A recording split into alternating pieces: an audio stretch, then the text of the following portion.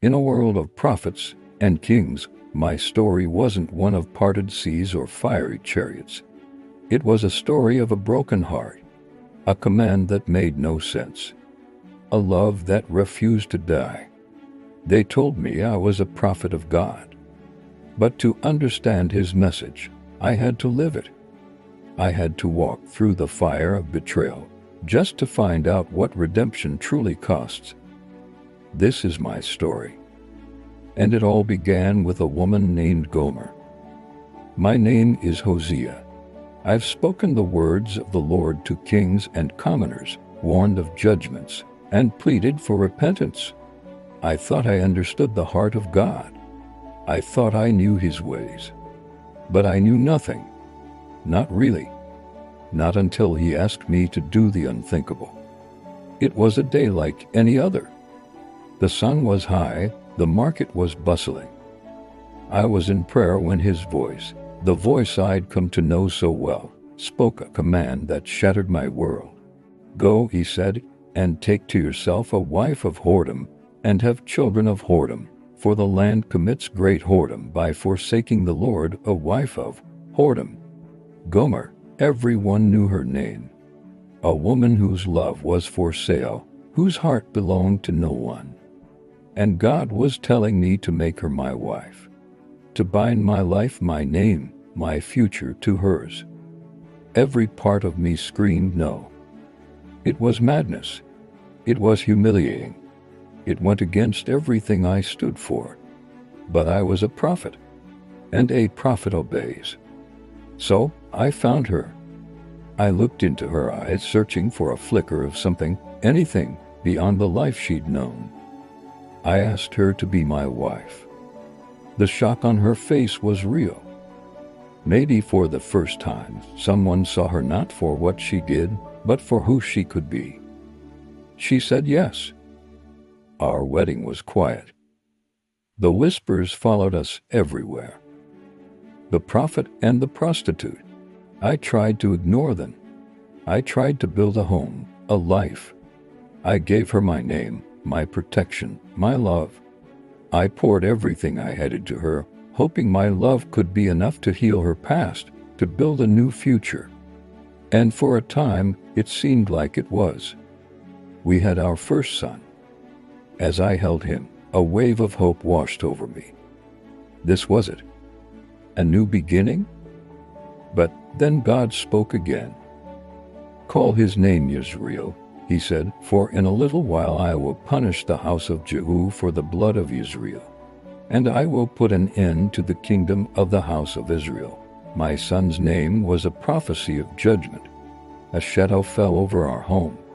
Soon after, Gomer gave birth to our daughter. By then, the distance between us had grown. The old life, the streets, the fleeting affection of strangers, it was calling to her.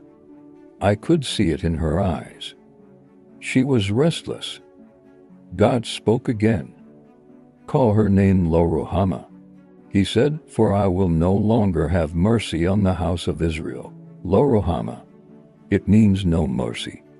I looked at my beautiful, innocent daughter, and my heart broke.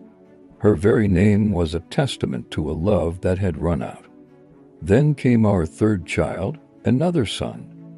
By now, Gomer was barely present. Her heart was somewhere else, lost to the men who offered her empty promises. I wasn't even sure if this child was mine. The pain was a constant, sharp ache in my chest. God's voice came one last time. Call his name Lo-Ammi, he instructed, for you are not my people, and I am not your God. Lo-Ammi. Not my people. My own family was a living, breathing prophecy of God's broken relationship with his people, Israel. My home was a stage and my life was the play. Every day, I lived the heartbreak God felt. Israel, the people he had chosen, the ones he had rescued from slavery and loved like a bride, had turned away from him. They chased after other gods, false idols of wood and stone, just as my Gomer chased after other men. They offered their devotion to anyone but the one who had given them everything. And then, the day I dreaded came. Gomer left. She didn't say goodbye. She just disappeared back into the life I had tried so desperately to save her from. The nights were the worst. The silence in the house was deafening. I was left alone with our 3 children, their names a constant, painful reminder of my failure, of her betrayal, of God's judgment. I was angry. I was humiliated. I was utterly broken. Why, God? Why did you ask this of me? What was the point of all this pain? I wanted to hate her. I wanted to forget her. But I couldn't. Every time I looked at our children, I saw her. My love for her was a stubborn, foolish fire that refused to be extinguished by my pain or her unfaithfulness. Years passed. Word reached me that Gomer had fallen on hard times. She had sold herself into slavery, owned by a man who didn't love her. She had hit rock bottom.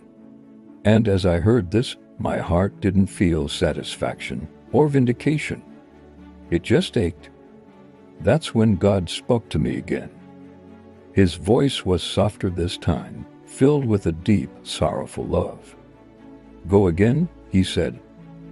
Love a woman who is loved by another man and is an adulteress, even as the Lord loves the children of Israel, though they turn to other gods. Go again. Find her, and not just find her, love her. The command was even more impossible than the first. I had to go back into the heart of my pain and not just forgive, but actively love the one who caused it. So I went. I found the man who owned her. She was there, but she wasn't the Gomer I remembered. The light in her eyes was gone. She was empty, defeated. She wouldn't even look at me. The price for her was 15 shekels of silver and a heap of barley. I paid it without hesitation. I bought back my own wife. I took her home. I looked at her, this broken woman who had cost me everything. And in that moment, all the anger, all the bitterness, just melted away. All that was left was this overwhelming, illogical, unconditional love. I said to her, you must stay with me for many days. You shall not play the harlot or belong to another man. So will I also be to you. And right there, in my own broken home, with my unfaithful wife whom I had just redeemed, I finally understood. I finally understood the heart of God. This wasn't just my story. It was His. My pain was a shadow of His pain. My relentless love for Gomer was just a glimpse of His relentless love for His people. He saw them chasing after worthless idols, breaking their promises, betraying His love time and time again. And His heart broke, just like mine. But He never gave up. He would not let them go. He was telling them, through my life, that even after all their unfaithfulness, He would come for them. He would pay the price, no matter how high. He would buy them back from the slavery they had chosen. He would say to no mercy, you will now be called mercy. He would say to not my people, you will be called my people. He would heal their brokenness and love them freely. My marriage was a living prophecy, not of judgment, but of hope. It was a promise that God's love is stronger than our betrayal. His grace is deeper than our sin.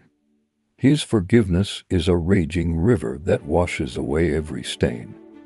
I don't know what happened at the very end of our story. The records don't say. But I know this. I learned to love my wife not based on her worthiness, but based on a promise. And in doing so, I discovered the very nature of God Himself. A God who pursues the runaway, redeems the broken, and loves with an everlasting love that will never, ever let us go. Thank you for listening to my story. If it resonated with you, please consider sharing it. Your support helps us bring more stories like this to light. Follow us for more.